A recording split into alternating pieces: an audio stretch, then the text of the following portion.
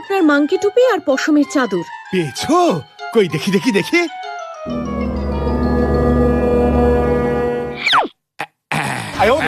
এই তো, ব্যাস, এইবার আর ঠান্ডা লাগবে না।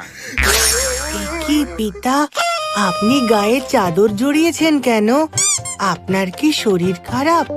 বালাই ষাট, তোমার পিতার শরীর খারাপ হতে যাবে কেন? তাহলে পিতা হঠাৎ গায়ে চাদর জড়িয়েছেন কেন? কাল তো শ্রাবণ মাসের শুরু। সমস্ত ভক্তবৃন্দরা মহাদেবের মাথায় জল ঢালবেন। মহাদেবের যাতে ঠান্ডা না লাগে তাই এই পশমের পরিধান। কাল সমস্ত ভক্তবৃন্দরা পিতার মাথায় জল ঢালবে কেন? কাল কি পিতার মাথা খুব গরম হয়ে যাবে? না বিনায়ক, কাল থেকে শ্রাবণ মাসের শুরু, আর এই শ্রাবণ মাসেই অমৃত মন্থন হয়েছিল। আর সেই অমৃত মন্থনের ফলে সমুদ্রগর্ভ থেকে যে বিষ নির্গত হয়েছিল, তোমার পিতা সেই বিষ পান করে নিজ কণ্ঠে ধারণ করেছিলেন।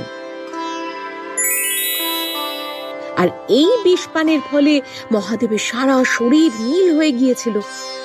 আচ্ছা, নীল কেন হয়েছিল? হলুদ কেন হয়নি?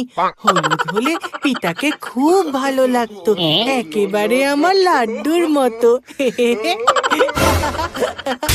যাই হোক, তুমি আমাকে Download ShareChat.